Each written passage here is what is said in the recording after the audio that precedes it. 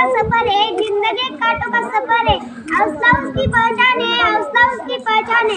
रास्तों पर सभी चलते हैं, रास्तों पर सभी चलते हैं, पर जो रास्ता बनाने वाला है वो इंसान है, पर जो रास्ता बनाने वाला है वो इंसान है। आजच्या कार्यक्रमाचे अध्यक्ष, प्रमुख पाहुणे, गुरुजन वर्ग, माझ्या बालमित्रांनो, आज मी तुम्हाला सावित्रीबाई विषयी 2 शब्द सांगणार आहे। ते तुम्ही शांततेने ऐकून घ्यावे अशी माझी नम्र विनंती। सर्वप्रथम सावित्रीबाईंना माझे त्रिमान वंदन, कारण की त्यांच्यामुळेच आज मी येत आहे। जर सावित्रीबाई नसत्या तर माझ्यासारख्या अशा अनेक मुली चूल आणि मुलंच बघत बसल्या असत्या। 3 जानेवारी 1831 साली सातारा जिल्ह्यातील नायगाव येथे एका वाघिणीचा जन्म झाला होता।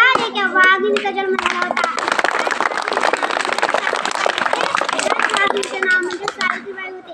सावित्रीबाई नाव जरी ऐकले तर डोळ्यासमोर उभे राहते त्यांचे प्रभावित प्रतिबिंब।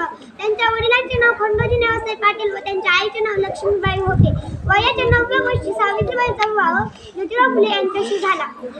सावित्रीबाईंना लिहायला वाचायला येत नव्हते।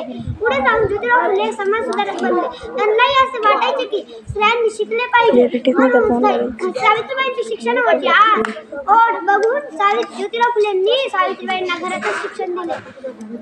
त्या काळी स्त्री शिक्षणाची गरज होती बरं का, कारण की त्या काळी स्त्री शिक्षणाची गरज होती बरं का। फक्त हे सावित्रीबाई आणि ज्योतिराव फुलेंनाच माहित होते, कारण की त्यांना माहित होते पुस्तकानं मस्तक सुधारतं आणि सुधारलेलं मस्तक पुन्हा पुढे नतमस्तक होत नसतं। हे फक्त सावित्रीबाई आणि ज्योतिराव फुलेंनाच माहित होते। म्हणून 1 जानेवारी 1848 रोजी सावित्रीबाई आणि ज्योतिराव फुलेंनी पुण्यातील भेडेवाड्यात मुलींची पहिली शाळा उघडली। त्या काळी सावित्रीबाईंच्या शिक्षणाला खूप लोक विरोध करत। त्या जेव्हा मुलींना शिकवायला शाळेत जात असताना त्यांच्या अंगावर काही कर्मठ लोक क्षणाचे शिंतुडे, चिखल, दगड फेकत, तरी त्या डगमगल्या नाहीत। त्यांनी आपले कार्य सुरूच ठेवले। किती भोगले, किती सोसले, तरी तिने शिकवले। स्त्री शिक्षणाचे धडे पुढे तिच्या लेकीने गिरवले।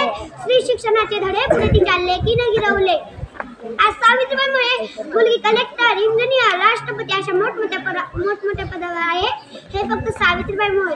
सावित्रीबाईंनी नुसते शिक्षणापुरतेच कार्य केले नाही, तर अनाथांना, तीर्थरूपांना, गोरगरिबांना अशा अनेकांना त्यांनी मदत केली। 1896 मध्ये पुण्यात प्लेगची साथ पसरली होती। त्या प्लेग रुग्णांची सेवा करत सावित्रीबाईंनाही प्लेग झाला व 10 मार्च 1897 रोजी सावित्रीबाई काळाच्या पडद्याआड गेल्या। ती धारदार तलवार होती। स्त्री शिक्षणाचा अंगार होती। ती प्रेरणा होती, ती स्फूर्ती होती। ती विद्येचा अलंकार होती। ती एक अशी स्त्री होती जी समाजाच्या भीतीने कधी डगमगत नव्हती। ती लढत होती, ती जगत होती। जगण्यासोबतच जगवत होती।